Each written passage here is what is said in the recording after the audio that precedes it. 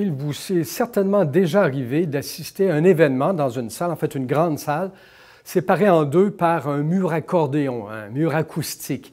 C'est entre autres le domaine de Moderco, une entreprise de Boucherville qui est maintenant bien présente sur le marché américain et qui entend s'y maintenir malgré les tentations protectionnistes du gouvernement Trump, ce dont va nous parler dans un instant son président, Stéphane Julien.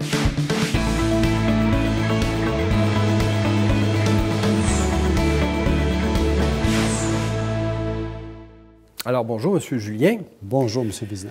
Et bienvenue à Télécorrex pour parler de Moderco et de l'ensemble des produits que vous offrez dans le marché de la construction. Et justement, sans entrer dans le catalogue au complet, pouvez-vous nous en donner une idée, un aperçu? Moderco, on est une entreprise manufacturière qui œuvre on manufacture des cloisons mobiles. C'est un produit qui est un peu méconnu du grand public. On voit ça dans les grandes salles de banquet, dans les hôtels. Ah oui, les grandes salles pour séparer. Exactement, séparer les grandes salles. Alors, c'est des grands panneaux acoustiques qui fonctionnent sur des rails. Quand on n'en a pas besoin, on les serre dans des niches. Et quand on en a besoin pour faire des configurations de salles différentes. Il y en a beaucoup au Palais des Congrès à Montréal. Donc, ils ont 22 configurations de salles différentes. Tout est sur mesure. Donc, les écoles, les centres de congrès, les hôtels, c'est vraiment nos 3 plus grands marchés. Mais toutes les salles de réunion dans les petits bureaux, c'est aussi nos marchés. Vous dites acoustique parce que c'est plus que juste une séparation. Là. Il faut ça soit étanche au niveau du bruit pour pas que, parce que ça arrive, c'est peut-être pas vos produits, mais tu as un endroit, il y a comme un banquet ou un mariage dans l'autre salle, puis là, ça devient la cacophonie. Il faut que tout ça soit vraiment isolé. Tout à fait. Ça, on parle probablement, si vous entendez dans l'autre côté, on parle probablement du produit de la compétition. Quand on parle d'une autre, là, on parle d'un produit beaucoup plus acoustique. Mais il y a des gammes, au niveau de l'acoustique, dépendamment c'est quoi les besoins du client, effectivement. Et donc, c'est une entreprise qui est née, il y a une trentaine d'années? Moderco est né en 1980. Il n'y avait aucune entreprise canadienne qui manufacturait ce produit-là. Le propriétaire du temps a été chercher une compagnie américaine. Donc, Moderco est né sous licence. On était licencié d'une compagnie américaine et on fabriquait qu'au Canada. Il faut comprendre qu'en 1980, il n'y avait pas de libre-échange. Donc, on avait tout le Canada, on fabriquait sous licence pour le Canada. Et là, tranquillement, vous avez investi le marché canadien et après, vous êtes passé au marché américain. On fait comment, parce que c'est un secteur, c'est une niche quand même, on fait comment pour se faire connaître aux États-Unis? C'est pas facile, surtout quand tout a été basé sur le marché canadien et encore plus quand on est licencié d'une compagnie américaine. Donc, ce qu'il faut comprendre, c'est qu'en 1992, quand l'accord du libre-échange a été signé, mis en application en 1994, la compagnie américaine sous laquelle on travaillait sous licence a dit « Bonne chance, Moderco, nous, on ne renouvelle pas la licence. » Alors, eux croyaient sincèrement qu'on était pour mourir de notre belle mort. Et on est ici encore aujourd'hui pour en parler, donc ce n'est pas le cas.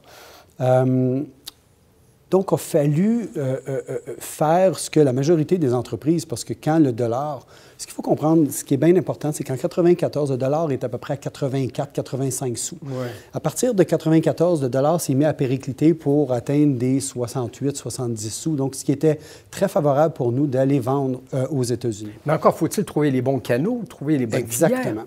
Et là, les seuls canaux qu'on connaissait à ce moment-là, c'était ce qu'on appelle les foires, les trade shows standards. Donc, on allait faire les foires au niveau des grosses associations des architectes, les néocons. Néocon, c'est des gros shows au niveau des designers. Donc, on allait à Chicago, on allait à New York, on allait à Vegas, on allait à différentes places à Boston, où est-ce que ces foires-là se déplaçaient et on amenait notre gros kiosque de 10 pieds par 20 pieds, 20 pieds par 20 pieds. Et là, on installait nos produits et on essayait de se faire connaître. Et à travers ça, on a eu des contacts, ça au niveau des firmes d'architectes, et on a été chercher, étrangement, ce qu'on ne s'attendait pas, on a été capable d'aller chercher un réseau de distribution aussi. Donc, il y a beaucoup de distributeurs indépendants, basés aux États-Unis, qui, eux, visitent ce genre de foire-là. Pourquoi? Parce que ces gens-là distribuent déjà des produits dans des divisions. Ce qu'il faut comprendre, c'est que dans le milieu architectural, on marche par division. La division 8, la division 10.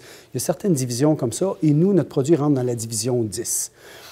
Donc, il y a un distributeur indépendant qui, lui, distribue déjà 2-3 produits, cherche à vouloir à amener un autre produit dans sa ligne. Oui, puis pas augmenter sa gamme. Pour augmenter sa gamme, effectivement. Donc, il vient nous voir, murs mobiles, ça m'intéresse.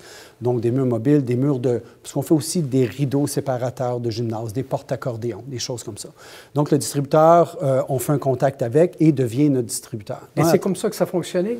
C'est comme ça que ça a fonctionné dans les premières années. Je vous dirais, après plusieurs centaines de milliers de dollars dépensés dans différentes foires, on avait trouvé à peu près entre 4 et 5 distributeurs. Un basé au Connecticut qui couvrait tout le secteur de Boston. La Nouvelle-Angleterre. La Nouvelle-Angleterre, effectivement. On en avait un au Vermont aussi, un peu plus petit. 2 à New York, New Jersey, New York, qui couvraient cette portion-là. On en avait un au Michigan. Ça a été vraiment les premiers distributeurs avec lesquels on a fait affaire.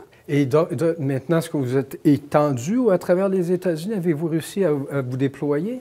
Présentement, Moderco détient on ne détient pas, mais on fait affaire à peu près avec entre 40 et 50 distributeurs partout à travers les États-Unis. On va de la côte ouest jusqu'à la côte est, du nord au sud des États-Unis. Écoutez, vous avez parlé d'ALENA, vous avez parlé de libre-échange depuis le début. Alors, écoutez, on ne peut pas faire autrement que vous demander. C'est parce que là, il y a un monsieur à Washington qui semble vouloir aller marcher par l'arrière. C'est pas à cet égard-là. Il est clair qu'on veut renégocier, c'est pas carrément abolir.